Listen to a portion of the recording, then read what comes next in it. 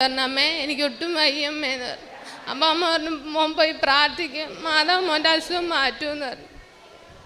ഞാൻ രാത്രി 12 മണി വരെ ഒന്നും കഴിക്കാതെ ഞാൻ മാതാവിൻ്റെ അടുത്ത് നിന്ന് പ്രതീക്ഷിക്കുന്ന പ്രാർത്ഥനയും ചൊല്ലുന്നുണ്ട്. അപ്പം എനിക്കറിയത്തില്ല, എനിക്ക് ഉറക്കം വരുന്നില്ല, വേദന കൊണ്ട് ഇരിക്കാനും വയ്യ, നിൽക്കാനും വയ്യാത്ത അവസ്ഥ. ആരും എന്നെ കൊണ്ടുപോകാനും ഇല്ല, ആർക്കും അറിയത്തില്ല ഞാൻ വേദന സഹിച്ചാൽ റൂമിൽ കിടപ്പുണ്ടെന്ന്.